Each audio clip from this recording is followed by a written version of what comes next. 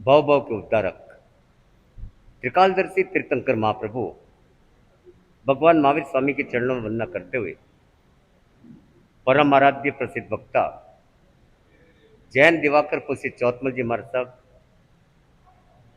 कर्नाटक गज के श्री गौर तपस्वी पूज्य श्री गणेशी लाल जी महाराज साहब, आचार्य भगवंत राष्ट्र संत पूज्य श्री आनंद ऋषि जी महाराज साहब, वर्तमान आचार्य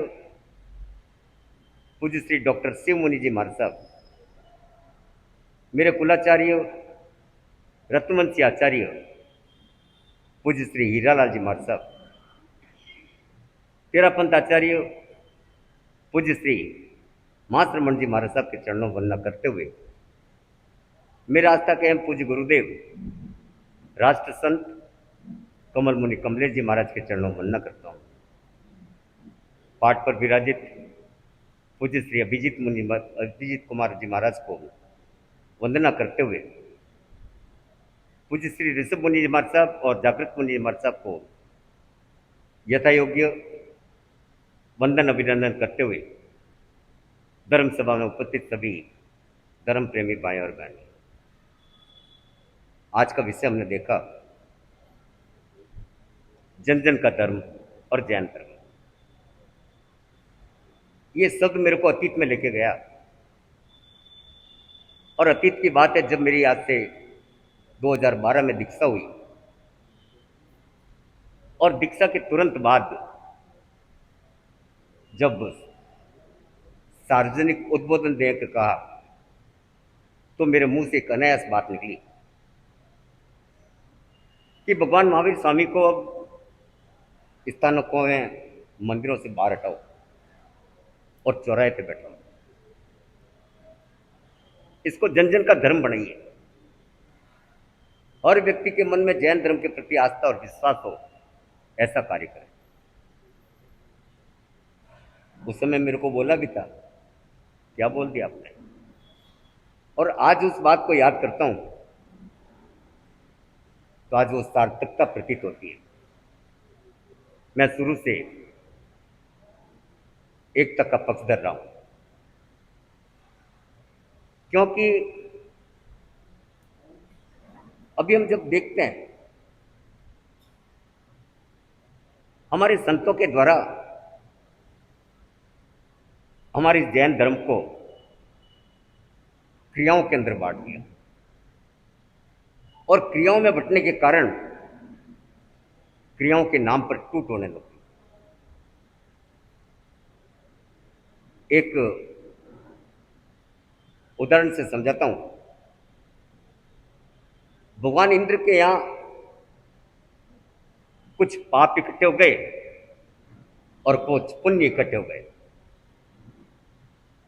जब इकट्ठे हो गए तो भगवान इंद्र ने सोचा इसको लोगों को बांट दिया जाए। आजकल बांटने का, फ्री लेने का बहुत मौसम चल रहा है, तो बोला इसको भी बांट दिया जाए। भगवान ने एक तरफ पाप की टोकरी रख दी और एक तरफ पुण्य रख दिया और लोगों में मुनादी करवा दी, जो चाहिए ले जाओ। अगर आपके सामने ये प्रसंग उपस्थित हो जाए कि एक तरफ पाप और एक तरफ पुण्य, आप क्या लेने दौड़ेंगे, पाप या पुण्य? सब पुण्य लेके दौड़ेंगे। पाप बेचारा वहीं पड़ा रहा, परंतु जो पुण्य की टोकरी पड़ी थी वहां तक जाने के 10 मार्ग थे, 10 रास्तों से जाया जा सकता था। किसी ने कहा भाई मैं तो इस रास्ते से जाऊंगा, किसी ने बोला नहीं मैं तो इस रास्ते से जाऊंगा, किसी ने कहा इससे। अपनी अपनी सुविधा के अनुसार मार्ग को तय किया। किसी प्रकार की कोई वैमनस्यता नहीं, कोई विवाद नहीं, अपनी अपनी सुविधा है। किसी ने कहा मैं मोटरसाइकिल पे जाऊंगा, किसी ने कहा पैदल जाऊंगा, कोई बोलता हवाई जहाज में जाऊंगा। अपना अपने साधन है, किसी प्रकार का कोई भी मतभेद नहीं। परंतु हम इस बात को बदलते हैं। मुसलमान बोला कि मैं तो भाई इस रास्ते से जाऊंगा और मैं तो नमाज पढ़ते हुए जाऊंगा, खुदा का नाम लेते हुए जाऊंगा। और उसने नमाज के सारे उपकरण इकट्ठे किए और चल पड़ा रास्ते में। रास्ते में नमाज पढ़ते हुए भगवान को याद, खुदा को याद करते हुए। उतने में जैन भाई बोला, नहीं नहीं भाई, मैं तो इस रास्ते से जाऊंगा, मैं तो सामायिक प्रतिक्रमण करते जाऊंगा। और उसने सारे साधन जुटाए और चल पड़ा पुण्य लेने के लिए, सारे साधनों के साथ सामायिक और प्रतिक्रमण करते चल पड़ा। एक ना ना भाई ना, राम नाम से बड़ा कोई नहीं है, मैं तो राम नाम करते जाऊंगा। वो भी चल पड़ा एक अलग मार्ग पे राम नाम करते हुए। सारे साधन उठाए, तिलक लगाया, माला ली, आसन लिया और चल पड़ा। कहने का मतलब ये है, सभी अपने अपने मार्ग पे अपनी अपनी इच्छा अनुसार चल पड़े साधनों को लेकर के। साधन क्या काम के? उस मार्ग तक पहुंचने के लिए काम आ रहे हैं साधन। परंतु एक ने कहा, मुसलमान ने बोला, अरे भाई तुम मेरे रास्ते पे आ जाओ, तुम्हारा सबका रास्ता बेकार है, खुदा के बिना कोई कुछ नहीं मिलना, तुम खुदा खुदा करो तो तुम्हें मोक्ष मिलेगा या पुण्य मिलेगा, अन्यथा नहीं मिलेगा, तुम सब मेरे रास्ते पे आओ।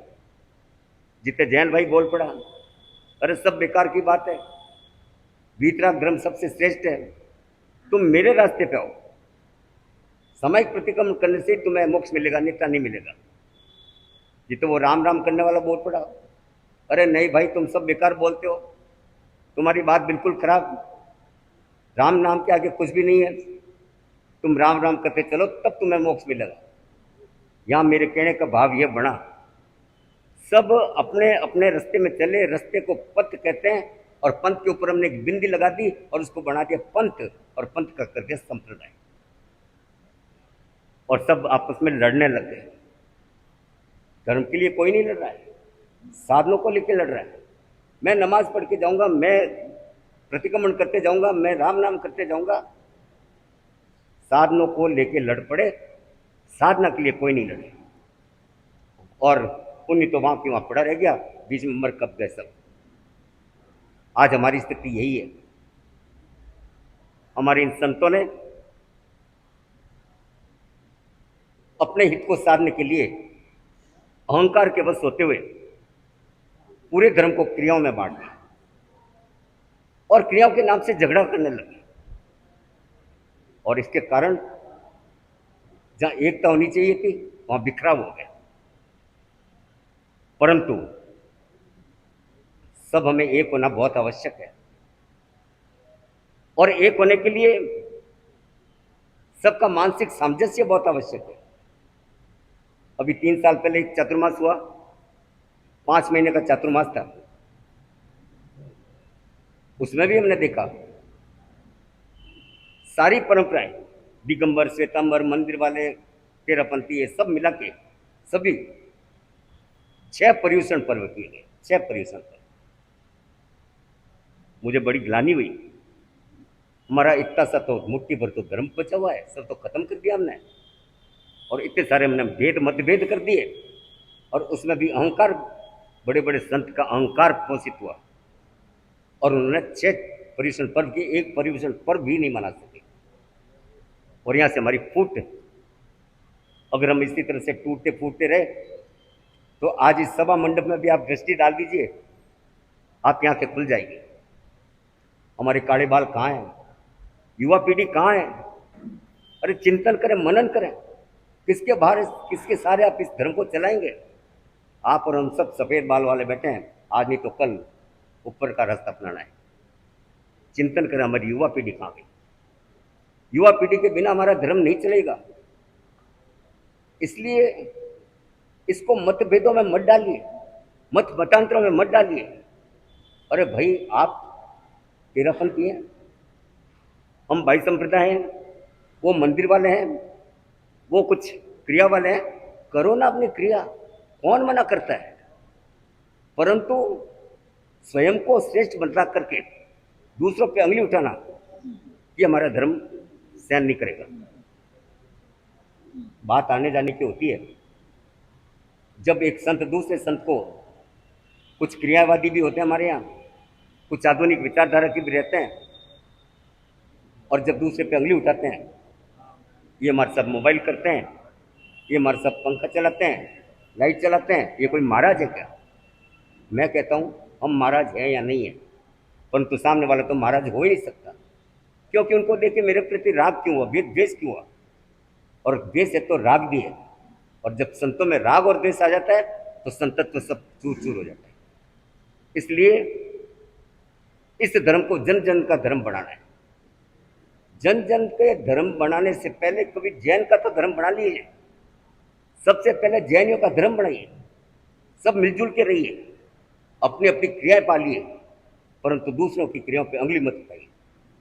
हम भी देखते हैं स्थानकवासी परंपरा में जो मंदिर वाले होते हैं सीधे टोकते हैं, क्या पड़ा मूर्तियों में, क्यों जाते हो मंदिर, क्या है यहाँ पे, अरे जाने दो ना, आप क्यों टोकते हो। अपनी अपनी परंपरा को निभाइए, दूसरे के ऊपर अंगली मत। ये अंगली उठाना सबसे बड़ा हमारा दोष हो गया, और इसके कारण हमने विखंडित कर दिया, खंडित कर दिया, और इसी खंडित करने के कारण हम विज्ञान से पीछे हट गए। अभी जैसे महाराज साहब ने बताया था, विज्ञान का युग है, और हमारे यहाँ तो एक शब्द है द्रव्य क्षेत्र काल भाव। ये शब्द हमारी परंपरा में, हमारे साहित्य में, हमारे शास्त्रों में है। फिर कहाँ गया द्रव्य क्षेत्र काल भाव। समय के साथ परिवर्तन आवश्यक है, जो भी समय के साथ काल के साथ नहीं चला वो कालग्रस्त हो गया, इतिहास बन गया। हमें इतिहास बनना नहीं है, इतिहास बनाना है हमको, और इतिहास बनाने के लिए हमारी सोच विज्ञान सहित होनी चाहिए, आधुनिक होनी चाहिए। जब तक हम आधुनिकीकरण नहीं करेंगे तब तक हमारा धर्म सीमित हो जाएगा। हम सोचते हैं हमारे साथ एक बौद्ध धर्म, भगवान पारसनाथ और भगवान महावीर स्वामी के मध्य का एक बौद्ध धर्म नीचा है। आज बौद्ध धर्म पूरे विश्व में फैल गया, और जैन धर्म था जिसमें सिकुड़ गया। इस पर चिंतन करना बहुत आवश्यक है। अगर आज भी हम सोते रहे, हमने चिंतन नहीं किया, तो फिर जैन धर्म का नाम लेवा भी नहीं बचेगा, ये भी सोच लीजिए। इसलिए हमें समय के साथ कदम उठाइए और इस धर्म को विज्ञान के आधार दीजिए। अभी जैसे महाराज जी ने और मैं भी बोलता हूँ, जो आज का विज्ञान है वो हमारा धर्म का आधार है, मतलब धर्म के ऊपर ये विज्ञान आया है। ऐसे तो मेरे पास बहुत उदाहरण है, मैं आपको उदाहरणों से समझा सकता हूँ कि हमारा जो धर्म है, हमारा जो दर्शन है, इतना गहरा है कि आप एक शब्द भी ले लीजिए, आपके जीवन का कल्याण हो जाएगा। इस गहराई को लेकर ही हमारा आज का विज्ञान है, अर्थात विज्ञान हमारे इस धर्म से जुड़ा हुआ है, और हम विज्ञान के नाम पर कन्नी काट देते हैं। इसलिए मेरा मानना है कि अगर जैन धर्म को सुरक्षित रखना है, आगे बढ़ाना है, जन जन का धर्म करना है, विश्व में अपना जैन धर्म का पुनः डंका बाजे, इतना महान धर्म अगर बढ़ाना है, तो हमें ये सारी क्रिया का काम छोड़ना होगा। क्रियाओं के ऊपर अंगली उठाना छोड़नी होगी। आप अपने अपनी क्रियाओं का पालन कीजिए। एक वट वृक्ष है, विशाल पेड़ है, उसकी चारों तरफ टहनियाँ होती है। किसी भी टहनी को उठाइए, किसी भी पत्ते को ले लीजिए, किसी भी फल को ले लीजिए, किसी की जगह से रस ले लीजिए, सब स्वाद एक ही रहेगा, सबके फूल एक रहेंगे, फल एक रहेंगे। परंतु इस एकता में अनेकता का हमने कर दिया। अनेकता में एकता होनी चाहिए, जबकि हमने एकता में अनेकता कर दिया, और अपने सारे के सारे मिलकर के इस वट वृक्ष की जड़ों पे मट्टा डालना शुरू कर दिया, और हमारे पेट सूखने लग गए। मैं ज़्यादा कुछ नहीं कहूँगा, परंतु आज मेरा इतना संदेश जरूर है कि हमें जिसने भी घर छोड़ा, जिसने भी परिवार छोड़ा, जो भी सुधर्मा स्वामी के पाठ पे आके बैठ गया, चाहे उसकी क्रिया थोड़ी शिथिल हो सकती है, क्योंकि हम भी संसार से आते हैं, परंतु वो हमारे लिए वंदनीय है, पूजनीय है, महान है। उन्होंने इतना साहस तो किया। अरे आप भी करके देखो तो सही। आप कहेंगे नहीं महाराज, दीक्षा लेना बड़ा मुश्किल काम है, तो इस मुश्किल काम को किया तो है, एक कदम आगे तो बढ़ाया है।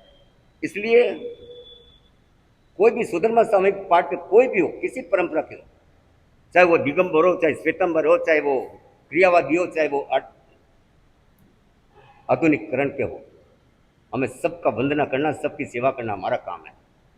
और जिस दिन हम ये सीख जाएंगे, जिस दिन हम पंथ परंपरा में बटने छोड़ देंगे, सबको हम सुधर्मा स्वामी पाठ में बैठने वाले को गुरु मानेंगे, उस दिन हमारा धर्म विश्व में महान धर्म बनेगा, और सब जैन एक होंगे। और जिस दिन हम जैन एक हो जाएंगे, उस दिन ये धर्म जन जन का बनेगा, जैन का नहीं अपितु जन जन का बन जाएगा। इसलिए आज मैं इस उद्बोधन के माध्यम से आपके साथ एक प्रस्ताव रख रहा हूं कि आपके सामने कोई भी संत आ जाए, आपके घर में कोई भी संत आ जाए, आप किसी स्थान में चले जाइए, कहीं भी चले जाइए, जाना चाहिए, परंपरावादी नहीं बने। हमें उनकी वंदना करें, उनकी क्रियाओं को मत देखें, वंदना करें। पता नहीं, आप तो शास्त्र पढ़ते हैं, पता नहीं किसके मुंह में कब सरस्वती माँ विराजमान है और कब उनके मुंह से सब निकल जाए और आपके बारे न्यारे कर दें। इसलिए किसी का अपमान न करें, किसी को अवॉइड न करें, किसी को इधर उधर न करें। हम तो सुधर्मा स्वामी पे पाठ पे बैठे, वो हमारी मान है, पूजनीय, वंदनीय है। इसलिए जब हम इतना सीख जाएंगे और क्रियाओं से विमुख हो जाएंगे, इसको क्रियावादी धर्म मत बनाइए, इसको ये भावों का धर्म है, भाव प्रधान धर्म है। इसलिए मैं अधिक न बोलते हुए भी बस इतना सा ही कहूँगा कि हमें भावों का प्रदान कीजिए, क्रियाओं को थोड़ा कम कीजिए और सभी संतों की मान मर्यादा करें। सबसे पहले हमारे को जैन धर्म में एक करना है, जैन धर्म में एका करना है और उसके बाद इस जैन धर्म को जन का धर्म बनाना है। ऐसे कार्यक्रम समय समय पे कराते रहिएगा और तरह, और सभी संतों को बुलाइए, चाहे वो उस परंपरा के हो जो हमारे यहाँ आते नहीं, उनको भी बुलाइए। 10 बार कहेंगे तो एक बार आना ही पड़ेगा, अन्यथा उनकी हल्की लगेगी। इसलिए ऐसे कार्यक्रम की आज आवाज जरूरत है ताकि हम जैन धर्म को विस्तृत कर सकें, एक कर सकें और हम कह सकें, गर्व से कह सकें हम जैन हैं। और जिस दिन हम गर्व कहने लायक हो गए, उस दिन हम इस धर्म को अपना भी जन जन का धर्म बना देंगे, जैन से हटा के पूरे विश्व का धर्म बनाएंगे और महान धर्म बनाएंगे, ऐसा मेरा विश्वास बोलता है। और इसी के साथ मेरे विश्वास को आप कायम रखेंगे। समय समय पे ऐसे कार्यक्रम आप जुटाते रहिए, सम्मेलन करते रहिए और उसमें आप भाग लीजिए और हमें भी आमंत्रित कीजिए, हम भी आएंगे। इसी विचारों के साथ अपने शब्दों को विराम दूंगा। जय माँ।